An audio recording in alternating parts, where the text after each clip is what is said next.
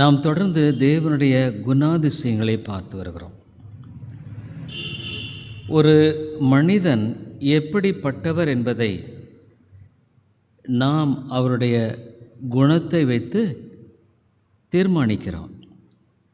அவர் நல்லவரா கெட்டவரா என்பது அவருடைய குணத்தை வைத்து தான் நாம் சொல்லுகிறோம். மனிதனின் மாத்திரமல்ல, ஆண்டவரையும் கூட கர்த்தர் நல்லவர் என்று சொல்லுகிறதை நாம் பார்க்கிறோம். இந்த கர்த்தர் எப்படி நல்லவர் என்பதை குறித்து இந்த வேதத்தில் சொல்லப்பட்டிருக்கிற சத்தியத்தை நாம் வாசிக்கிறோம். கர்த்தர் நல்லவர் என்பதை ருசித்து பாருங்கள், அவர் மேல் நம்பிக்கையாக இருக்கிற மனுஷன் பாக்கியவான் என்று சொல்லப்படுவதை பார்க்கிறோம். இவை தொடர்ந்து நாம் 14 வாரங்களாக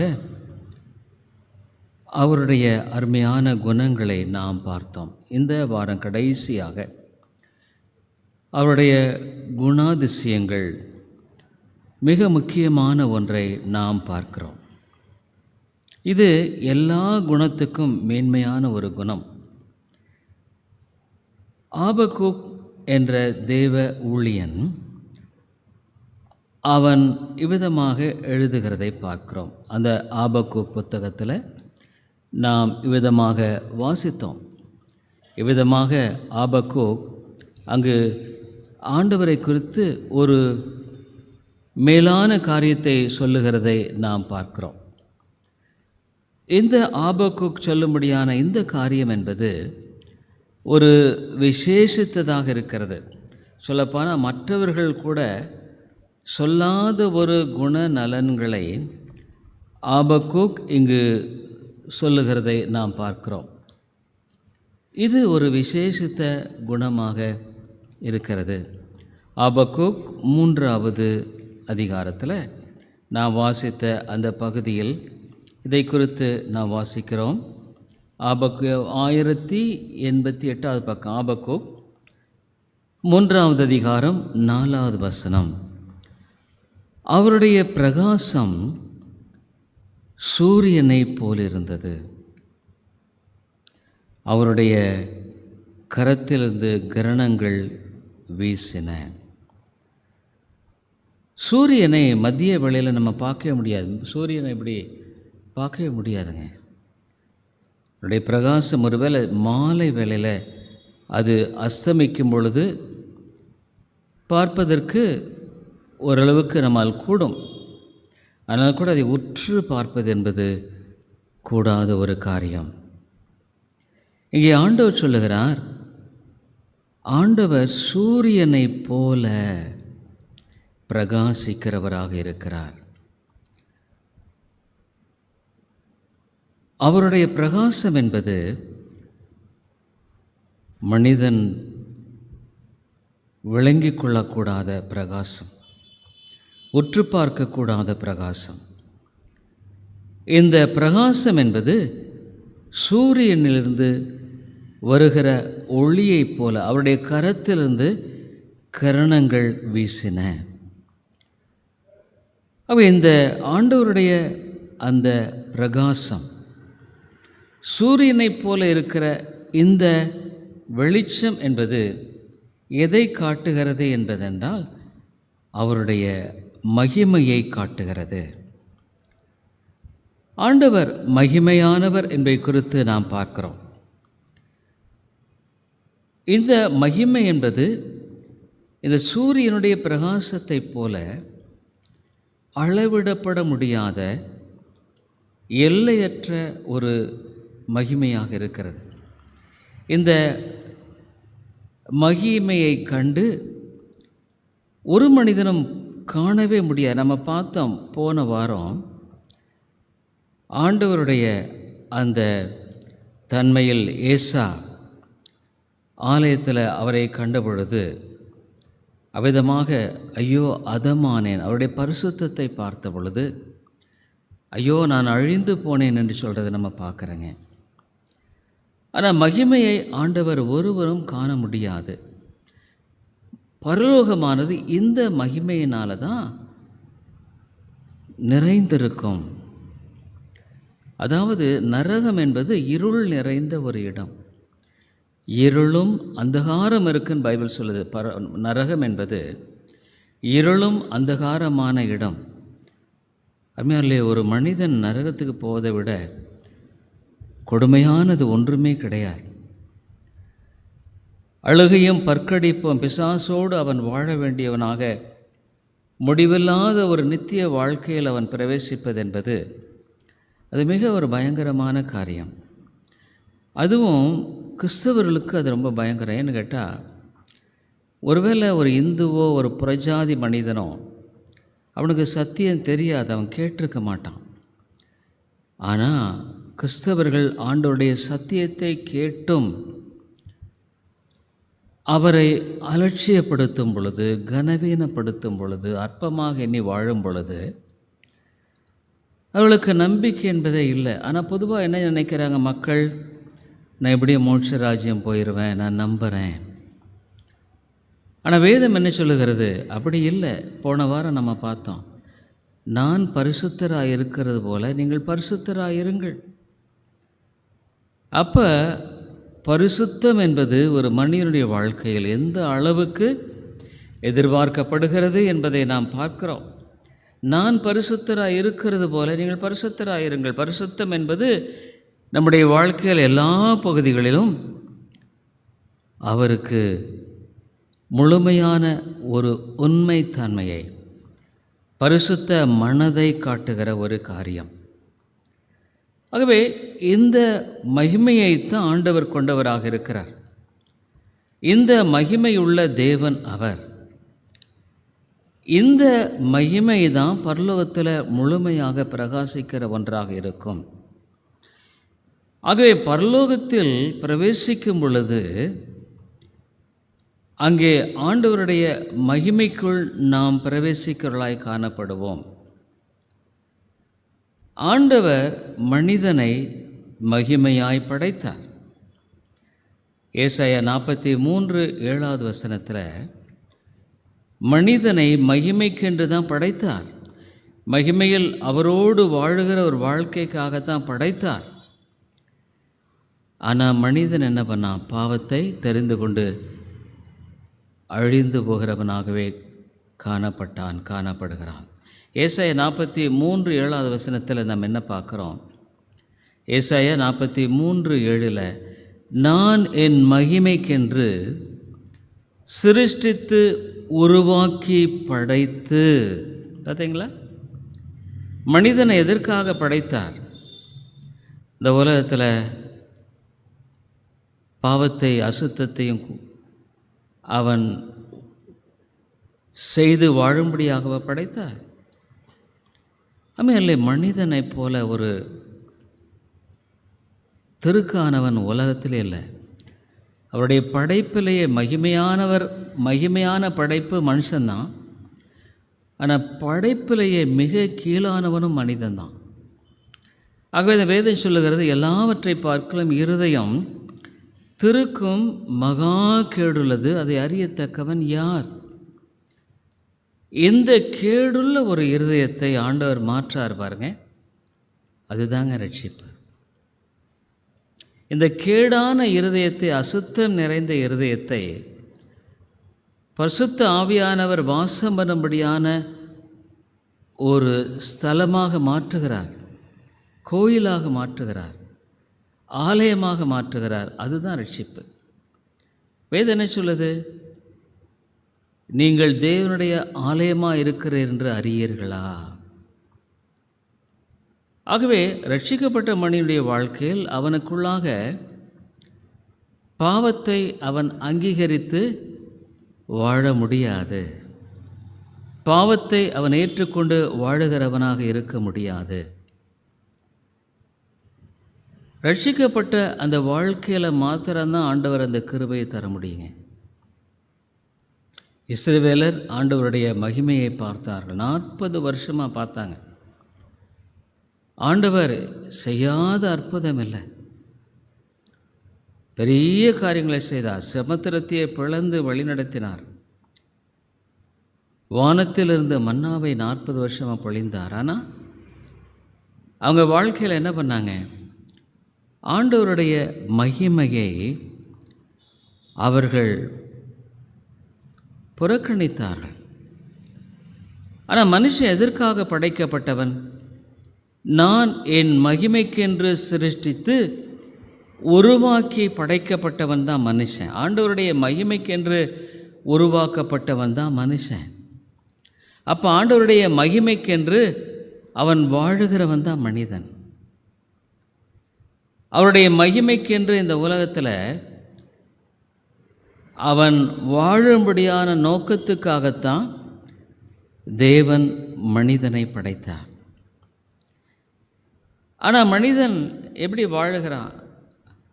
அவருடைய மகிமைக்கென்று வாழாமல் அவரை கனவீனப்படுத்துகிறவனாகவே வாழுகிறான். அவரை கனப்படுத்த சிருஷ்டிக்கப்பட்ட மனுஷன் அவரை கனவீனப்படுத்துகிறான். எப்படி கனவீனப்படுத்துகிறான்? இன்றைக்கு மனிதன் என்ன பண்ணுறான்? ஆண்டவரை முழுமையாக விசுவாசித்து வர மறுக்கிறான். அதான் நம்ம பார்க்க முடியும். முழுமையாக மனிதனை சார்ந்து வாழ மறுக்கிறான். அவன் ஆண்டவரை நம்புகிறான். எதுக்கு? ஏதோ கஷ்டம் வந்தா, பாடு வந்தா, துன்பம் வந்தா அவர் ஏதாவது நம்மை விடுவிக்க வேண்டும். அல்லது தீராத ஒரு வியாதி வந்துருச்சு, அது ஒரு அவச்சொல் வந்துருச்சு, வாழ்க்கையில் பிரச்சனை வந்துருச்சு. அப்போ ஆண்டவரை நோக்கி அவன் கூப்பிடுறான், ஆண்டவரே எனக்கு உதவி செய்யும், ஒத்தாசை அனுப்பும். ஆனால் அதே மனிதன் கஷ்டம் இல்லாத பொழுது என்ன பண்ணுறான்? அவரை கனவீனப்படுத்துகிறான். அவன் ஆண்டவர் படைத்த நோக்கத்தையே விட்டுடுறான். ஆகவே இந்த உலகத்தில் அந்த ஏசாயா 43:7 நான் என் மகிமைக்கென்று சிருஷ்டித்து உருவாக்கி படைத்தவன். இந்த உலகத்திலே அவருடைய மகிமையை பெற்று வாழுகிறவன். அவருடைய மகிமை எப்படி பெற்று வாழ முடியும்? நம்முடைய வாழ்க்கையில் ஆண்டவர் இவ்வளோ பெரிதான ரட்சிப்பை நமக்கு கொடுத்திருக்கிறார். பாவத்திலிருந்து ஒரு விடுதலின் வாழ்க்கையை கொடுத்திருக்கிறார். பாவம் எப்போவுமே இழுக்குங்க. இன்றைக்கு மனிதனுடைய வாழ்க்கையில் ஆண்டவர் அவனுடைய வாழ்க்கையில் 2 வழியைத்தான் வச்சுருக்கார். ஒன்று, அவனுடைய பாவத்துக்கு பரிகாரமான மீட்பின் வழியை வைத்திருக்கிறார். அவனுடைய பாவங்களை மன்னிக்கவும் அவனுடைய பாவங்களை கழுவி சுத்திகரிக்கவும் இயேசுவின் இரத்தம் போதுமானதாக இருக்கிறது. ஆனால் ஆண்டவரை கனப்படுத்தாமல் அவனுடைய வாழ்க்கையில் செய்கிற ஒவ்வொரு காரியமும் ஒவ்வொரு பாவமும் அவனுடைய வாழ்க்கையில் காத்தோட போயிடாது. அவன் கண்டிப்பாக அந்த பாவத்துக்கு அதற்கு உரிய தண்டனையை அனுபவித்து ஆக வேண்டும். தப்பவே முடியாதுங்க. ஆலயத்துக்கு போகிறேன், நான் பைபிள் வாசிக்கிறேன், ஆனால் நான் ஆண்டவரை நம்புகிறேன்னு சொல்கிறது இல்லை. இந்த 2 சாய்ஸ் இருக்குது. இந்த சாய்ஸில் நீ என்ன தெரிந்து கொள்ளுகிறாய் அப்படிங்கிறது உன் கையில் தான் இருக்குது. இஸ்ரேல் மக்களை வழிநடத்தின பொழுது ஆண்டவர் போன ஞாயிற்றுக்கிழமை நான் உங்களுக்கு காமிச்சேன். இஸ்ரேல் மக்களை மோசே கடைசியில் அந்த மக்களுக்கு அறிவுரை சொல்லுகிறான், புத்திமதி சொல்லுகிறான். அப்போ சொல்லும் பொழுது அவன் 2 சொல்கிறான். ஒன்று உபாகமம், நம்ம போன வாரம் பார்த்தோம், ஆனால் கூட நமக்கு அதை சரியாக ஞாபகப்படுத்திக்கணும். ஏன்னா எத்தனை தடவை சத்தியத்தை கேட்டாலும் நம்முடைய மனசில் அதை நம்ம ஏற்றுக்கொள்ள மறுக்கிறோம், அங்கீகரிக்க மறுக்கிற ஒரு தன்மை மனுஷனுக்குள்ளே இருக்குதுங்க. ஆண்டவர் இங்கே பாருங்கள், அவர் இதை சொல்லிட்டார். மோசே சொல்லிட்டார், பாப்பா உனக்கு முன்னால் இந்த காரியத்தை வைக்கிறேன், நீ தெரிஞ்சு கொள்வது உன் கையில் தான் இருக்குது. நீ ஆசீர்வாதத்தை எடுத்துக்கலாம் அல்லது சாபத்தை தெரிஞ்சு கொள்ளலாம். உன் கையில் தான் இருக்குது. அப்போது நம்முடைய வாழ்க்கையில் நான் இன்றைக்கி ஆண்டவருக்கு பிரியமில்லாமல் வாழும் பொழுது ஆசீர்வாதத்தை எதிர்பார்க்க முடியாது, எதிர்பார்க்கக்கூடாது. பாருங்கள், அந்த 28வது அதிகாரத்தில் ஆண்டவர் சொல்கிறார், இஸ்ரவேல் மக்களுக்கு முன்பாக சொன்னார். அங்கே ஆசீர்வாதத்தை சொல்லுகிறார். இன்று நான் உனக்கு விதிக்கிற உன் தேவனாகிய கர்த்தருடைய கட்டளையின்படியெல்லாம் செய்ய நீ கவனமாய் இருக்கும்படி அவர் சத்தத்திற்கு உண்மையாய் செவி கொடுப்பாயானால் உன் தேவனாகிய கர்த்தர் பூமியில் உள்ள சகல ஜாதிகளிலும் உன்னை மேன்மையாக வைப்பார். எல்லாத்துக்கு முன்னால் உன்னை உயர்வாக வைப்பார். மற்றவர்கள் முன்பாக உன்னை மேன்மையாக வைப்பார். அங்கே தொடர்ந்து நீ பட்டணத்திலும், 3வது வசனத்தை பாருங்கள், நீ பட்டணத்திலும் ஆசீர்வதிக்கப்பட்டிருப்பாய், வெளியிலும் ஆசீர்வதிக்கப்பட்டிருப்பாய். உன் கற்பத்தின் கனியும் உன் நிலத்தின் கனியும் உன் மாடுகளின் பெருக்கமும் உன் ஆடுகளின் மந்தைகளுமாகிய உன் மிருக ஜீவன்களின் பலனும் ஆசீர்வதிக்கப்பட்டிருக்கும். உன் கூடையும் மாப்பு செய்கிற தொட்டியும் ஆசீர்வதிக்கப்பட்டிருக்கும். இப்படி ஆண்டவர் சொன்னவர் இந்த ஆசீர்வாதத்தை எல்லாம் சொல்லிட்டார்.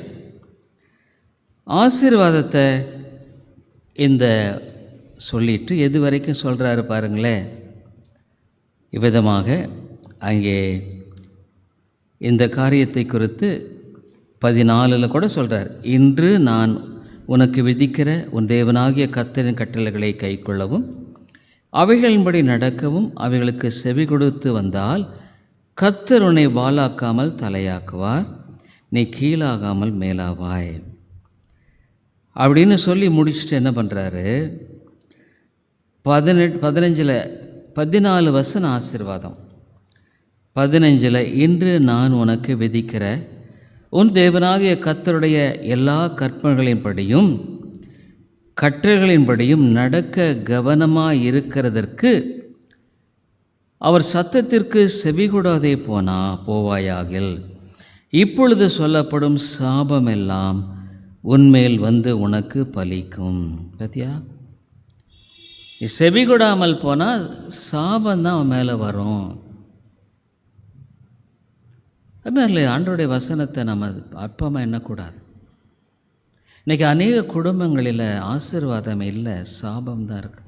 கிறிஸ்தவ குடும்பங்களில் இன்றைக்கி சாபம் தான் இருக்குது. ஏன்? சத்தியம் இருக்குது, வேத வசனங்கள் இருக்குது. இந்த சாபத்தை ஆண்டவர் அடுக்கிட்டே போகிறார் பாருங்கள். ரொம்ப பயமாக இருக்குது.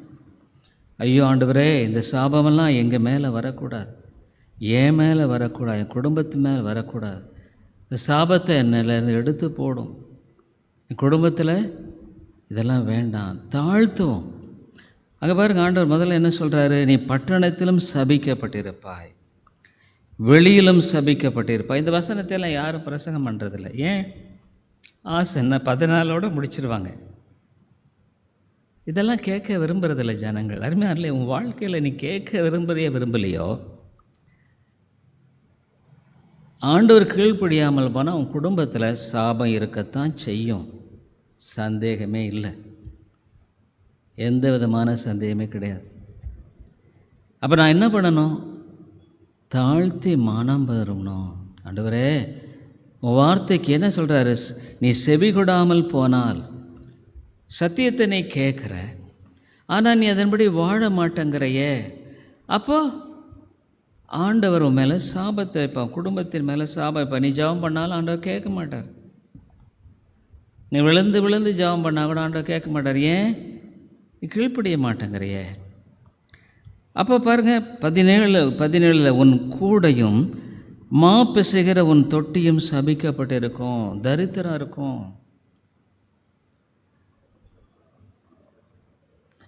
அப்படியே சொல்லிகிட்டே போகிறார். படிக்க நமக்கு நேரம் இல்லை.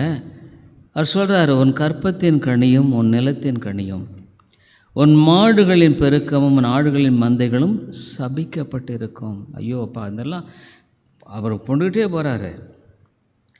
உன்னை பயங்கரமாக நான் வாதிப்பேன், புத்தி மயக்கத்தை கொடுப்பேன். 22 பாருங்கள், குருட்டாட்டத்தில் திகைப்பிலும் வாதிப்பார். அவர் சொல்கிறாருங்க, ரொம்ப பயமாக இருக்குல்ல. எப்போ பயப்படும்? இதெல்லாம் எங்கெங்க வரப்போகுது நமக்கு? இதெல்லாம் சும்மா பைபிள் சொல்லுதுன்னு நினச்சா குடும்பத்திலேருந்து சாபம் அகலாது. அதனால் இன்றைக்கு இருக்கிற பிரச்சனையும் அதுதாங்க. அநேக குடும்பங்களில் பிரச்சனைகள் அதுதான்.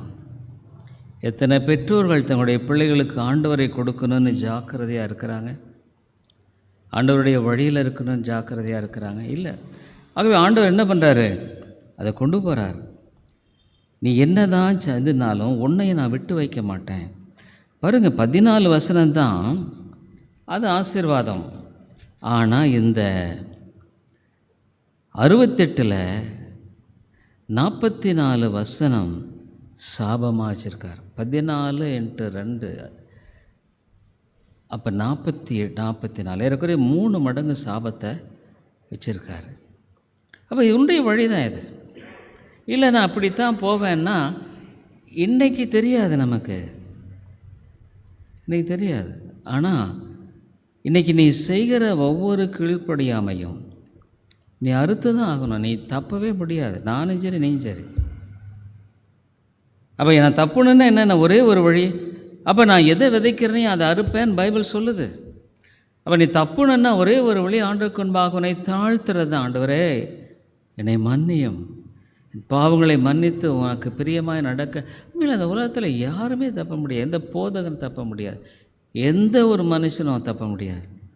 அவர் தேவன், மகிமையாக இருக்கிறவர், சூரியனைப் போல பிரகாசிக்கிறவர். அவருக்கு முன்னால் நம்ம தப்ப முடியுங்களா? இல்லைங்க.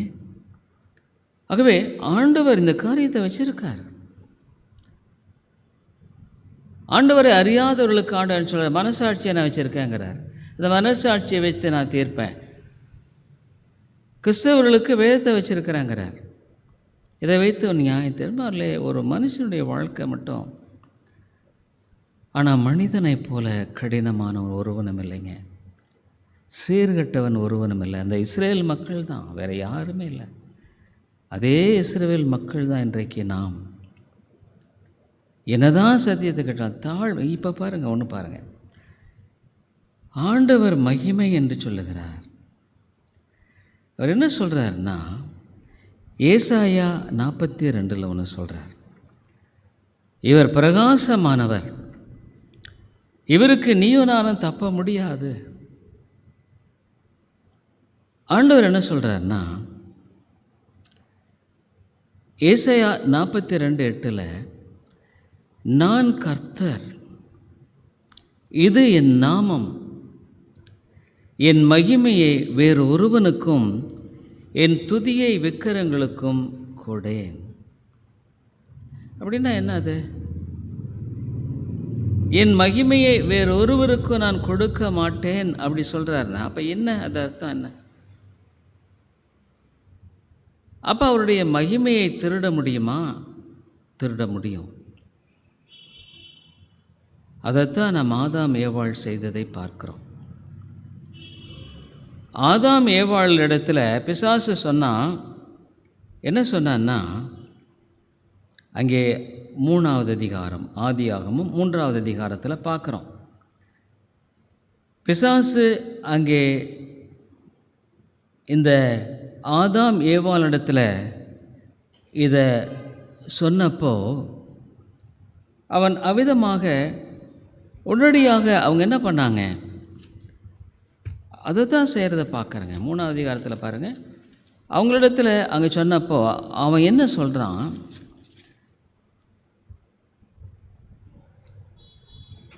5வது வசனத்தில் 3:5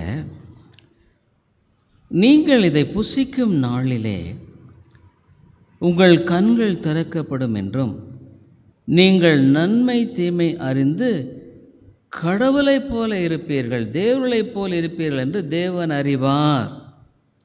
இன்றைக்கி மனுஷன் யாருங்க? மனுஷன் அவனுக்கு கடவுள். நான் தான் ராஜா. இப்போ ஏன் மனுஷன் அரகண்ட்டாக இருக்கான், மோசமானவனாக இருக்கான்? அவன் நான் தான் ராஜா, நான் சொல்கிறது நடக்கணும். நான் விரும்புகிறது நடக்கணும், நான் யோசனை பண்ணுறதான் செய்வேன். நான்ங்கிறது தான் ஆண்டவருடைய மகிமையை திருடுவது. கடவுளை போல் ஆய்வீங்க நீங்கள் சொன்ன அப்பான்னா கடவுளை போல நான் ஆக முடியுமா? தேவர்களை போல் ஆவீர்கள் என்ன? நீங்களே ஒரு கடவுள் மாதிரி ஆயின உடனே என்ன பண்ணாங்க? கனியை புசித்தார்கள். அதனாலே அப்போ மகிமையை திருட முடியுமா? திருட முடியும். எப்படி? பெருமை எங்கே இருக்கோ அங்கே மகிமையை திருடுவது இருக்கிறது. பெருமையினால் மனிதன் என்ன பண்ணுறான்? அவன் ஆண்டவரை போல, ஆண்டவருடைய வார்த்தைக்கு ஏங்க கீழ்ப்படிய மாட்டேன்றாங்க? கிறிஸ்தவர்கள் சத்தியத்தை கேட்குறாங்க, ஆனால் கீழ்ப்படிய விரும்புறதில்லை. அதனால ஆண்டவருடைய மகிமையை ஆண்டவர் சொல்கிறார், என் மகிமையை வேறு ஒருவருக்கு நான் கொடேன், ஒரு விக்கிரகத்துக்கும் கொடேன். நீ உன்னையே நீ ஆராதிக்கலாம். நிறைய பேர் என்ன, அவங்க தங்களே நான் பாரு ரொம்ப அழகாக இருக்கேன், எனக்கு எப்படி படிப்பு இருக்குது, எனக்கு பட்டம் இருக்குது, எனக்கு ஞானம் இருக்குது, தங்களை தாங்களே ஆராதிக்கிறவர்கள் இன்றைக்கு மனிதர்கள். 4 பேர் என்னை பார்த்து ஒரு கௌரவமாக நினைக்கிறோம். மக்கள் அவர்களை கௌரவமாக நினைக்கணும்னு மனிதன் வாழுகிறான். இன்றைக்கி எத்தனையோ காலங்களில் பாருங்கள், மனுஷன் என்ன பண்ணுறான், என்னை பற்றி மற்றவங்க என்ன நினைப்பாங்க, 4 பேர் என்னை பற்றி உயர்வாக எண்ண வேண்டும். ஆகவே அவனுடைய வாழ்க்கையில் அவன் மற்றவர்கள் தன்னை உயர்வாக எண்ணும்படியாக எண்ணுகிற வேளையில் அவன் ஆண்டவருடைய மகிமையை திருடுகிறான். அவதான் பெருமைங்கிறது. ஏன் ஆண்டவர் சொல்கிறார் பெருமையுள்ளவர்களுக்கு எதிர்த்து நிற்கிறேன்றார்? பெருமையுள்ளவர்களுக்கு ஆண்டவர் எதிர்த்து நிற்கிறான்றார்ல. பைபிளில் வேறு இடத்துல எதுலையுமே நம்ம பார்க்கல. பெருமையாக இருக்கிறவர்களுக்கு நான் எதிர்த்து நிற்கிறேன். ஆனால் மனிதனை இயற்கையாகவே என்ன பண்ணுறான்? அவன் பெருமையாகத்தான் இருக்கிறான். ஏன் அவன் மனம் திரும்ப மாட்டேங்கிறான்? ஏன் தாழ்மைப்பட மாட்டேங்கிறான்? ஏன் இவ்வளோ கஷ்டம் இருந்தாலும் அவன் உண்மையாக தன்னுடைய பாவத்தை உணர மாட்டேங்கிறான்? ஆண்டவர் எவ்வளோ அடித்தாலும் கூட அவன் அந்த அடியை வாங்குறானே ஒழிய அவன் மனம் திரும்ப விரும்புறது இல்லை. அநேக அடிகள் அடிக்கப்படுவீர்கள் என்று சொல்லுகிற வண்ணமாக மனிதனை ஆண்டவர் அடித்தாலும் அந்த அடியை தான் அவன் வாங்குறானே ஒழிய மனம் திரும்ப மாட்டேங்கிறான். நம்முடைய வாழ்க்கையில் அதான் பார்க்குறோம். ஆண்டவர் அடின்னு அடிக்கிறார் பலர். ஆனால் அவர் முழுக்க அடித்தாருன்னு நம்ம தாங்க முடியாது. ஆனால் அப்பப்போ அடிக்கிறார். ஆனால் நம்ம மனம் திரும்புறது இல்லை. ஏதாகல ஒரு விதத்தில் ரொம்ப அடி வாங்கும் பொழுது ஐயோ ஐயோன்னு ஆண்டவர் சொல்கிறான். ஆனால் கூட உண்மையாக மனம் திரும்புறதில்லை. வேதனை சொல்லுது, இஸ்ரவேல் மக்கள் கஷ்டம் வந்த பொழுது கத்துனாங்க, ஐயோ ஆண்டவரே உதவி செய்யும். ஆனால் அடுத்தது பழையபடி ஆயிட்டாங்க. மனம் திரும்புதல் என்பது மெய்யான நிலையான ஒரு மாற்றத்தை ஒரு மனுஷனுடைய இருதயத்தில் கொண்டு வர்றது தான் ரட்சிப்புங்கிறது. ஒரு நிலையான ஒரு மாற்றத்துக்குள்ளாக அவன் வருகிறான். ஒரு காலத்தில் வேறு மாதிரி வாழ்ந்தான், இப்போ அவனுடைய வாழ்க்கையில் அப்படி இல்லை, ஆண்டவரை சார்ந்து வாழுகிறான். ரட்சிப்பில் இருக்கிற அதி முக்கியமான ஒரே குணம் தாழ்மை தாங்க. தாழ்மை எங்கே இல்லையோ அங்கே ரட்சிப்பு இல்லை. முழுக்க 100% ரட்சிக்கப்பட முடியாது. ரட்சிப்பு இல்லை. தாழ்மையினுடைய அதி முக்கியமான ஒரே ஒரு அம்சம் ரட்சிப்பில் காணப்படுகிறது, தாழ்மை தாங்க. தாழ்மைன்னா என்ன? பாவியாக என்மேல் கிருபையாயிரும் ஆண்டவரே, நான் சரியில்லை. பெருமை என்பது என்ன சொல்லுது? நான் சரி, நான் பரவாயில்லை, நான் ரொம்ப மோசம் இல்லை, அவர்களைப் போல இல்லை, இவர்களைப் போல இல்லை. நான் தாழ்மை என்பது மற்றவர்களை பார்க்கறதல்ல, ஆண்டவரை பார்க்குறாங்க. ஆண்டவரே, உமக்கு முன்பாக நான் எவ்வளோ குற்றவாளியாக இருக்கிறேனே, உமக்கு முன்பாக நான் எவ்வளோ குறைவுள்ளவனாக இருக்கிறேனே. அதுமாதிரி பாவம் ஒரு மனுஷனை ஏன் விடுறதில்லைன்னா, அவனுடைய வாழ்க்கையில் அந்த பாவ சுபாவமெல்லாம் விடாததுக்கு காரணம் பெருமை தான். உண்மையான மனம் திரும்புதலில் ஒரு மனிதனுடைய வாழ்க்கையில் தாழ்மை இருக்கும். தாழ்மை என்ன? ஆண்டவரை முழுமையாய் அண்டிக் கொள்வது தான் தாழ்மை என்பது. தாழ்மைங்கிறது ஏதோ சும்மா மாயமாக எனக்கு உங்களுக்கு முன்னால் நான் ரொம்ப தாழ்மையை போல் நடிக்கிறதில்ல. ஆண்டவரை முழுமையாய் நம்புகிறது தான் தாழ்மை. ஆண்டவரே, நீர் தேவன், நீர் கடவுள், உமக்கு முன்பாக என்னை தாழ்த்துகிறேன். ஆகவே ரட்சிப்பில் இருக்க வேண்டிய அதிமுக்கியமான குணம் தாழ்மை. ஆகவே ஆண்டவர் சொல்கிறார், என்னுடைய மகிமையை அந்த ஏசாயா 43 நான் என் மகிமைக்கென்று சிருஷ்டித்து உருவாக்கி படைத்து என் நாமம் தரிக்கப்பட்ட யாவரையும் கொண்டு வா என்பேன். அவருடைய நாமம் தரிக்கப்பட்டவர்கள் எதற்காக தரிக்கப்பட்டார்கள்? அவருடைய மகிமையை வெளிப்படுத்தும்படி. ஒரு மனுஷன் ஒருத்தர் பெருமையாக இருக்கான்னு வைங்க, அவன்கிட்ட நம்ம போவோங்களா? போக மாட்டோம். ஒரு கீழ்ப்படியாமல் இருக்கிற மனுஷனை நம்ம அவன்கிட்ட போகிறதுக்கு விருப்பம் இருக்காது. தாழ்மையுள்ளவர்கள் அவங்க வாழ்க்கையில் கிட்டி சேரும். தாழ்மையுள்ளவர்களுக்கு கிருபை அளிக்கிறார். கிருபை என்பது இலவசமான ஈவு. அவை ரட்சிப்பில் முக்கியமானது தாழ்மை தாங்க. தாழ்மை இல்லாமல் ஒரு மனிதன் ரட்சிக்கப்பட்டிருக்கிறேன் என்று சொன்னால் அது வேத ரீதியாக ஏற்றுக்கொள்ளப்பட முடியாது. நீ எவ்வளோதான் வேதத்தை அறிஞ்சிருக்கலாம். தாழ்மை என்றால் ஆண்டவரை முழுமையாக சார்ந்து கொள்வது தான் தாழ்மை. ஆண்டவரிடத்தில் முற்றுமாக தன்னை சரணடைவது, தாழ்த்துவது தான் தாழ்மை. பிசாசு ஏங்க விழுந்தான்? ஏசாயா 14 நம்ம பிசாசை பார்க்குறோம். அவன் என்ன பண்ணான்? அவனுடைய அந்த வீழ்ச்சியை நாம் பார்க்குறோம். ஏசாயா 14வது அதிகாரத்தில் அவன் அங்கு பிரதான தூதன், அவன் இல்லை அவ்வளோப்பட்ட ஒரு பிரதான தூதன் என்ன பண்ணான்? அங்கே பாருங்க. அப்போ இந்த பிசாசு இன்றைக்கும் மனுஷனிடத்தில் ஆதாம் ஏவாளை எப்படி ஏமாத்தினான்? கடவுளை போல் நீங்கள் ஆயிடுவீங்க. அந்த பெருமை இருக்கிற அந்த பெருமைங்கிற வித்து இருக்கும் பொழுது ரட்சிப்புங்கிற தெய்வீக தன்மை இருக்காது. பிசாசு இங்கே பாருங்கள், ஆண்மையாலே நரகங்கிறது ரொம்ப பயங்கரமான ஒன்று. ஒரு மனுஷன் நரகத்துக்கு போகிறத போல் பயங்கரமானது ஒன்றும் இல்லை. ஒரு நாளைக்கு 1,50,000 பேர் நரகத்துக்கு போகிறாங்க. ஒரு நாள் நான் மரிப்பாய். அங்கே பாருங்கள், நீ இங்கே நல்ல ஆடம்பரமாக வாழ்கிற, நீ நல்லா வாழலாம், உனக்கு பணம் இருக்கலாம். ஆனால் அங்கே உனக்கு என்ன கிடைக்கும்? நரகத்தில் போகும் பொழுது 11வது வசனம் பாருங்கள். ஏசாயா 14:11 உன் ஆடம்பரமும் உன் வாத்தியங்களின் முழக்கமும் பாதாளத்தில் தள்ளுண்டு போயிற்று. நீ ரொம்ப ஆடம்பரமாக இதனெல்லாம் வாழ்ந்தல்ல, ஒரு காலத்தில் வாழ்ந்த உலகத்தில் இருக்கும் பொழுது அதை பாதாளத்தில் தள்ளுண்டு போயிற்று. அங்கே உனக்கு புழுவு தான் படுக்கை.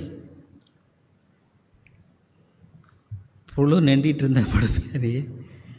என்னங்க அங்கே போகிறேங்க, போயிடுவீங்களா? மனம் திரும்பலைன்னு அங்கே தான் போவீங்க, வேறு எங்கேயுமே நீங்கள் போக மாட்டீங்க, தெரிஞ்சுக்குங்க. ஒரு இடமும் கிடையாது, வேறு இடமே கிடையாது. புழு மேலே நீ படுத்துக்கிட்டு இருக்கணும்ப்பா, அது உண்மை, வேறு வழியே கிடையாது. ஆண்டவர் கிருபையாக கொடுத்திருக்கிற அந்த காலத்தில் மனம் திரும்பாமல் போனால், ரட்சிக்கப்படாமல் போனால், நரகத்தில் புழுக்களே உன் படுக்கை, பூச்சிகளே உன் போர்வை. அப்பா, உனக்கு போர்வைனா பூச்சி இல்லை, நீ சிரிப்பாக தான் இருக்குது, ஆனால் அங்கே உனக்கு புழுவும் பூச்சி போர்வையும் படுக்கையும் போட்டு கொடுத்தா இது தமாசு இல்லைங்க, ஆண்டோடைய வார்த்தை இது. இன்றைக்கி பார்க்கலாம், இன்றைக்கி நல்லா மக்கள் பார்த்தீங்களா என்ன சொல்கிறாரு? உன் ஆடம்பரமும் உன் வாத்தியங்களின் முழக்கமும் பாதாளத்தில் தள்ளுண்டு போயிட்டாருமே. அதில் இந்த வேதம் பொய் இல்லைங்க, பொய் இல்லை. நிறைய பேர் என்ன நினைக்கிறாங்க, ஆண்டோடைய வசனம். இப்போ நம்ம சர்ச்சிலேயே அப்படி தான் எல்லாமே நினச்சிட்ருக்காங்க. எத்தனை பேர் நேரம் மோட்சத்துக்கு போவாங்கன்னு நீங்கள் நினைக்கிறீங்க? நீ முதல்ல மோட்சம் போவேன்னு நினைக்கிறீங்களா? என்னுடைய கணக்குப்படி இந்த சர்ச்சில் இருந்து ஒரு ஆத்மம் போகிற மாதிரி எனக்கு தெரியல. ஓப்பனாகவே நான் சொல்கிறேன். சத்தியத்தை நம்ம தெளிவாய் போதிக்கிறோம். ஆனால் என்னுடைய கணக்கின்படி நீங்கள் நான் மண்ணில் மனம் திரும்பலைன்னா நரகம்தான் போவீங்க, வேறு எங்கேயும் போக மாட்டீங்க, எங்கேயும் போக மாட்டீங்க. ஏன்னா அவங்க வாழ்க்கையில் ரட்சிப்பினுடைய அம்சம் இல்லையே. ரட்சிப்பினுடைய அம்சம் இல்லாமல் நான் ரட்சிக்கப்பட்டிருக்கேன்னு சொல்லி என்ன பிரயோஜனம் சொல்கிறேன்? ரட்சிப்பின் அம்சம் இருக்கா? தாழ்மை இருக்கா உனக்கு? அவனுடைய குணங்களில் என்ன பார்க்குறோம்? தாழ்மை. தேவனுக்கு தாழ்மைன்னா தன்னை முற்றிலுமாக ஒப்பு கொடுத்தல். அதுமாதிரி ஆண்டவர் ஏன் உன்னுடைய வாழ்க்கையில் சமாதானம் இல்லை, சந்தோஷம் இல்லை, ஏன் உன்னுடைய வாழ்க்கையில் பிரச்சனை, ஏன் உன்னுடைய வாழ்க்கையில் நம்ம பார்த்தோம் பார்த்தீங்களா? 14 வசனம் ஆசீர்வாதம்,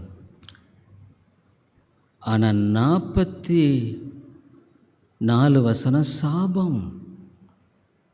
அதுமாதிரி சாபம், ஆண்டோடைய சாபம் தங்கியிருந்தால் அதை எதுங்க நீக்க முடியும்? ஆகவே நம்ம செய்கிற ஒன்று தெரிஞ்சுக்குங்க. ஒன்று, நம்ம மனம் திரும்புங்கிறது என்றைக்கோ மனம் திரும்புகிறது அல்ல. இன்றைக்கி நான் மனம் திரும்புகிறேன், இன்றைக்கி ஆண்டவர் முன்பாக என்னை தாழ்த்துக்கிறேன். ஆண்டவரே, பாவியாக என் மேல் கிருபையாயிரும், என்னுடைய பாவத்தன்மையெல்லாம் மன்னியும். பரலோகத்துக்கு போகிறவங்க ரொம்ப கம்மின்னு வேதம் சொல்லுது. அது நிச்சயமாக வெகு சிலர் தான் போவாங்கன்றது நிச்சயம். 10 லட்சம் பேர் எகிப்திலிருந்து கிளம்புனாங்க. எத்தனை பேருங்க? 10 லட்சம் பேர். எத்தனை பேர் கானானில் பிரவேசித்தாங்க? 2 பேர். அப்போ நம்ம ரேஷியோலாம் பார்த்தா எங்கே போவோம் நம்ம? சொல்லுங்கள். சேலத்தில் இருக்கிற கிறிஸ்தவங்கள்லாம் கூட 10 லட்சம் பேர் இருக்க மாட்டாங்க இல்லை? சேலத்தில் கிறிஸ்தவங்களாம் 10 லட்சம் இருப்பாங்களா? இருக்க மாட்டாங்க. அப்போ இந்த சேலத்தில் இருக்கிற கிறிஸ்தவர்களில் 2 பேர் தான் போவாங்கன்னா, அதுமாதிரி இதெல்லாம் இப்போ நம்ம ஏன் ஆண்டவர் வசனத்தை நம்ம சொல்ல மாற்றவே முடியாதுங்க. வானமும் பூமியும் ஒழிந்து போனாலும் கர்த்தருடைய வசனம் மாற்ற. அப்போ நான் என்ன பண்ணணும்? நாம் ஆண்டவருக்கு முன்னால் தாழ்த்தணும். உன்னுடைய வார்த்தை இப்படி சொல்லுது. இப்போ ஒரு சில இடத்துல சொன்னால் என்ன, அவங்க கோபம் வந்துடும் அவங்களுக்கு. ஐயோ, என்னை பார்த்து இப்படி சொல்லிட்டாரே. இல்லைங்க, கர்த்தருடைய வசனம் என்ன சொல்லுது அதை தான் போதிக்க முடியும். இன்றைக்கி நான் நல்லா இருக்கிறேங்க, நமக்கு என்ன வியாதி வரும், எப்படி மறிப்போம் சொல்ல முடியாது. எவ்வளோ பேருடைய வாழ்க்கை இன்றைக்கி நம்ம பார்க்கும் பொழுது பயமாக இருக்குது. திடீரென்று புற்றுநோய்ன்றாங்க, திடீரென்று வாழ்க்கை முடிஞ்சு போச்சுன்றாங்க. கண்டுபிடிக்கும் பொழுது அங்கே பார்த்தா நல்ல வயசாக இருக்கிறவங்களே மரித்து போகும் பொழுது அவங்கள தேவனுக்கு நம்ம பயப்படணும். அப்போ அந்த ஆண்டவருடைய மகிமை என்ற குணத்தை பார்க்கும் பொழுது, இந்த மகிமையை நான் வேறொருவருக்கும் நான் கொடேன், எந்த ஒரு விக்கிரகத்துக்கு நான் கொடுக்க மாட்டேன் ஆண்டு சொல்கிறார். ஆகவே இந்த மகிமையை நம்ம கொடுக்க மாட்டோன்னு சொல்கிறார். ஆனால் நம்ம மகிமையை திருட முடியுமா? திருட முடியும். எப்படி? பெருமைப்படும் பொழுது. ஆதாம் ஏவாள் நீங்கள் கடவுளை போல் ஆவீங்கன்னு சொன்ன உடனே என்ன கனியை புசித்தாங்க.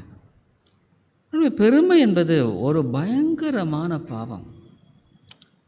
பெருமையினால தான், அதனால தான் ஆண்டவர் சொல்கிறாரு, பெருமையுள்ளவர்களுக்கு நான் எதிர்த்து நிற்கிறேன். ஆண்டவர் சொல்கிறார், நான் அவங்கள எதிர்க்கிறேன். அதாவது அப்படி என்னென்னா, அவங்களுக்கு எதிரடையாக நான் செய்வேன், போராடுவேன்றார், அவளை அழிச்சிருவேன்றார். ஆண்டவருக்கு எதிராக நின்று யாராவது ஜெயிக்க முடியுங்களா? அவருக்கு எதிராக நின்று நான் வெற்றி காண முடியுமா? ஐயோ, நம்ம பயப்படணுங்க. ஐயோ ஆண்டவரே, நீர் எதிர்த்து நிற்பீர், ஆனால் நான் எங்கே போவேன்? வேறு எனக்கு என்ன நம்பிக்கை இருக்குது? ஆಮೇಲೆ தாழ்மை தாங்க. ரட்சிப்புங்கிறது தாழ்மை. ஆண்டவரே, பாவியாக என் கிருபையாயிரும். ஆகவே தான் ஆண்டவர் என்ன சொல்கிறாரு, இந்த நேர பிசாசு என்ன பண்ணுறாரு? ஏசாயா 14 வாசிக்கிறோம், 11. ஏசாயா 14:11 உன் ஆடம்பரமும் உன் வாத்தியங்களின் முழக்கம். அப்படின்னு என்ன, இந்த உலகத்தில் நல்லா வாழ்ந்துட்ட, ஆடம்பரமாக வாழ்ந்துட்ட, வாத்தியன் முழக்கன்னா வாழ்க்கையில் சந்தோஷமாக வாழ்ந்த பல வேலைகள். ஒரு வாத்தியத்தை எதுக்கு இசைக்கிறோம்? ஒரு நல்ல சம்பவம், ஒரு கல்யாணத்துக்கு, ஒரு காரியத்துக்கு. இந்த காரியங்களெல்லாம் என்ன ஆயிற்று? உன்னோட நரகத்தில் தள்ளுன்று, புழுக்களே உன் படுக்கை. அதுமாதிரி அது பொய் இல்லைங்க. பைபிள் வசனத்தை நீ பொய்ன்னு சொன்னால், இது பொய்ன்னா மற்ற எல்லாமே பொய். ஆகவே புழுக்கள் மேலே நீ படுக்கணும். நரகங்கிறது பயங்கரமான ஒரு இடம். ஒரு ஆத்துமா அங்கே போகிறத விட பிறவாது இருந்தால் பரவாயில்ல. பைபிள் சொல்லுது, பிறவாது இருந்தால் நலமாக இருக்கும். பூச்சிகளே உன் போர்வை. அப்புறம் என்ன சொல்கிறாரு பாருங்க, அங்கே அதிகாலை என் மகனாகிய விடிவெள்ளியே நீ வானத்திலிருந்து விழுந்தாயே, ஜாதிகளை ஈனப்படுத்தினவனே நீ தரையிலே விழப்பட்டாயே. நீ வானத்துக்கு ஏறுவேன், தேவனுடைய நட்சத்திரங்களுக்கு மேலாக என் சிங்காசனத்தை உயர்த்துவேன், வடபுறங்களில் உள்ள ஆராதனை கூட்டத்தின் பருவத்தில் வீற்றிருப்பேன் என்றும், நான் மேகங்களுக்கு மேலாக உன்னதங்களில் ஏறுவேன், உன்னதமானவருக்கு ஒப்பாவேன் என்றும் நீ உன் இருதயத்தில் சொன்னாயே. ஆகிலும் நீ அகாதமான பாதத்திலே தள்ளுண்டு போனாய். பார்த்தீங்களா, ஆண்டவர் நரகத்தில் தள்ளிட்டு தான் சொல்ல, உன்னை தள்ளிடுவாங்க. அவர் சொல்கிறாரு, உன்னை காண்கிறவர்கள் உன்னை உற்று பார்த்து உன்னை குறித்து சிந்தித்து இவன் தானா பூமியை தத்தளிக்கும், ராஜ்யங்களை அதிரவும் செய்து உலகத்தை வனாந்தரமாக்கி அதன் நகரங்களை அழித்து சிறைப்பட்டவர்களை தங்கள் வீடுகளுக்கு போக விடாமல் இருந்தவன் என்பார்களே. ஜாதிகளுடைய சகல ராஜாக்களும் அவரவர் தங்கள் அறையிலே மகிமையோடு கிடத்தப்பட்டிருக்கிறார்கள். அதாவது இந்த இடத்துல என்ன, ஆண்டவருடைய பிள்ளைகள் ராஜாக்கள் ஆசாரியராக்கிறார். அவருக்கு பிரியமாய் வாழ்ந்தவர்களை தான் மகிமையோடு இருக்கிறார்கள். நீயும் அழுகி போன கிளையைப் போலவும் பட்டய குத்தால் கொலையுண்டவர்களின் உடுப்பைப் போலவும் ஒரு குழியின் கற்களுக்குள்ளே கிடக்கிறவளைப் போலவும் காலால் மிதிக்கப்பட்ட பிணத்தைப் போலவும் உன் கல்லறைக்கு புறம்பாய் எரிந்து விடப்பட்டாய். நீ அவர்களோடு அடக்கம் பண்ணப்படுவதில்லை. நீ உன் தேசத்தை கெடுத்து உன் ஜனத்தை கொன்று போட்டாய். நீ தீமை செய்களுடைய சந்ததி ஒருபோதும் பேர் பெறுவதில்லை. அதுமாதிரி தொடர்ந்து பேசுகிறார். அப்போ நான் என்ன பண்ணணும்? தாழ்த்தணும்.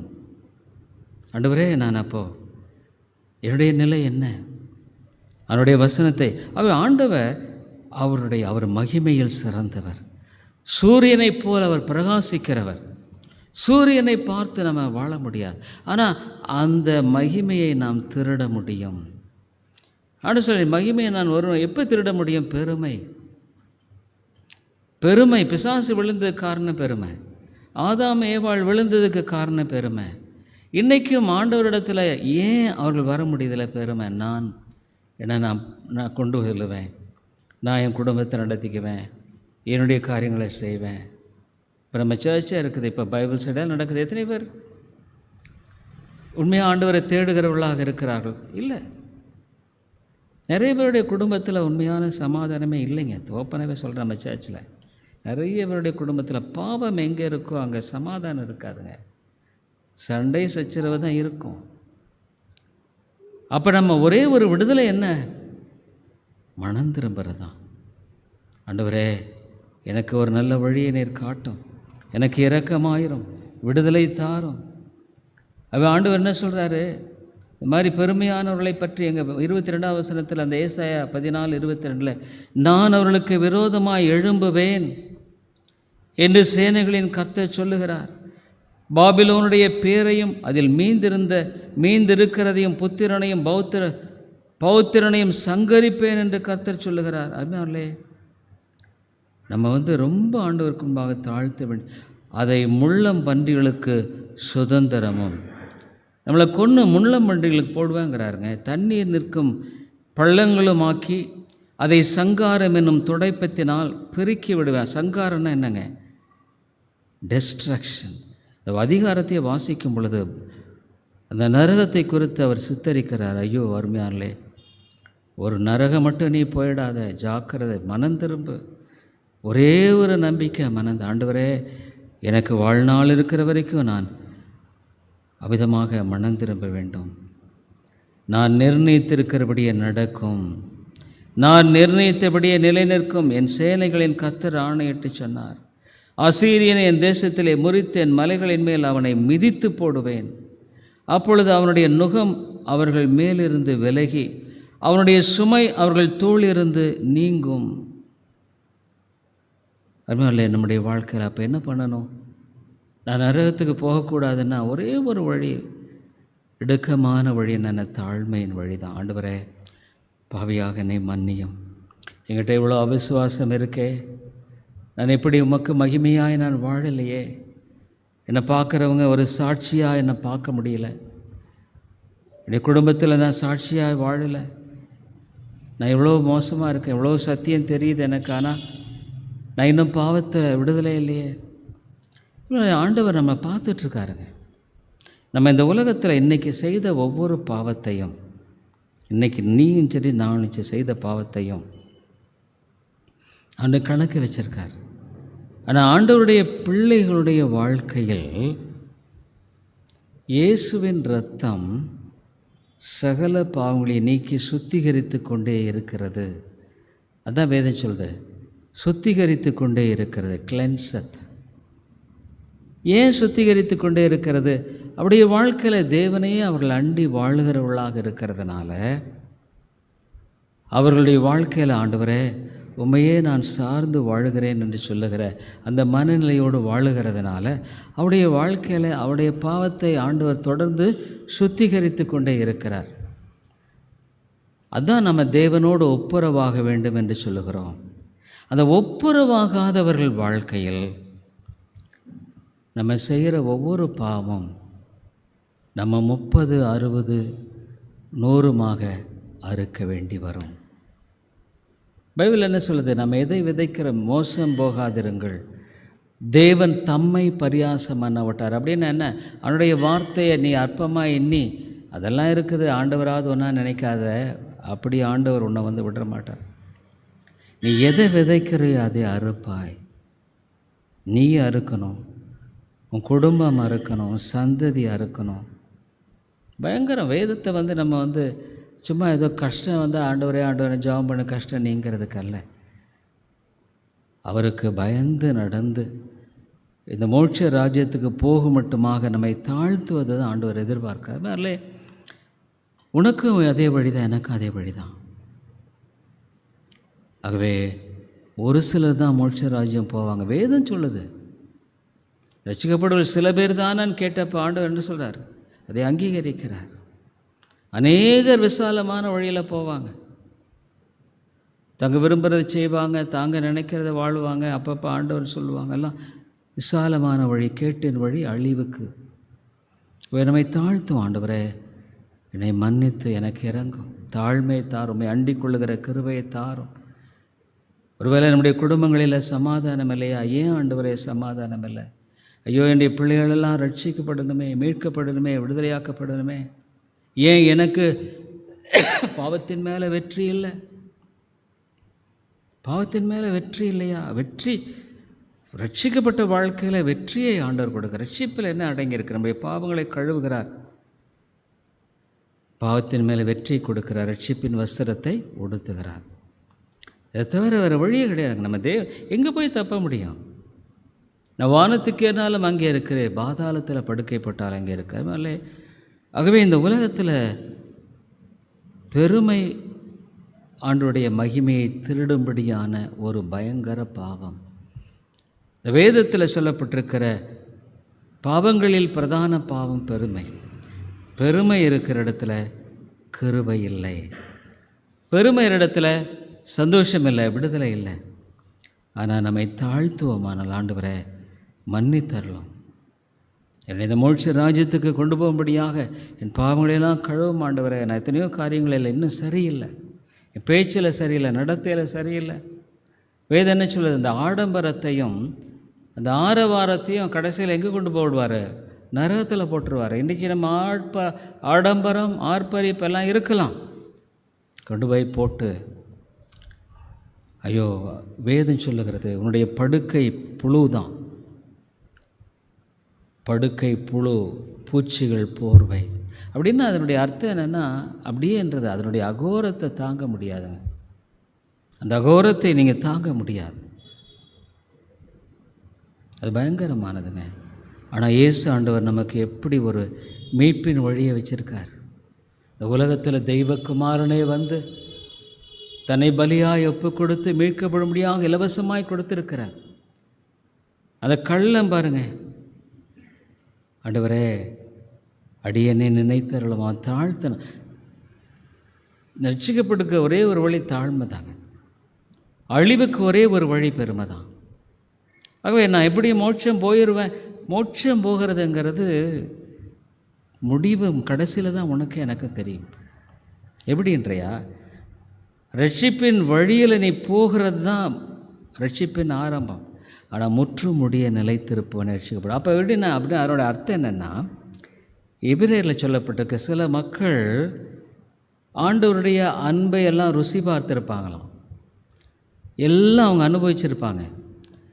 ஆனால் கடைசியில் என்ன பண்ணியிருப்பாங்க, மறுதளிச்சிருவாங்க.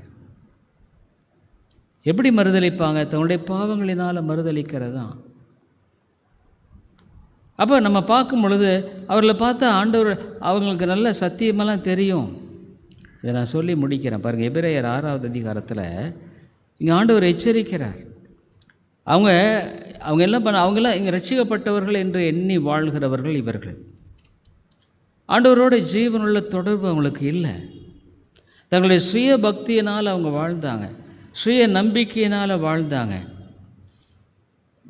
ஆண்டவர் அவர்களை ரட்சிக்கலை, பாதுகாக்கலை. அப்போ என்னாச்சு அவங்க வாழ்க்கையில்? கடைசியில் ஆண்டவரை மறுதளிச்சிட்டாங்க. பாவம் வரும் பொழுது மறுதளிச்சிருவாங்க. யூதாஸ் ஆண்டவரோடைய கூட தான் இருந்தான், 3 வருஷம் கூட இருந்தான், ஆண்டவருடைய அன்பை ருசி பார்த்தான். அவனும் கூட போய்கள்லாம் பிசாசுகளையும் ஓட்டுனான், அற்புதங்களை செய்தான். ஆனால் அவன் எங்கே போனான்? நரகத்து தான் போனான். அப்படியே ஆகவே மற்ற இதை பார்த்து நம்ம ஏமாந்தக்கூடாது. பைபிள் என்ன சொல்ல, இப்போ பாருங்க, எபிரேயர் 6வது அதிகாரத்தில் இதை பார்த்து முடிச்சிடலாம். 302வது பக்கம்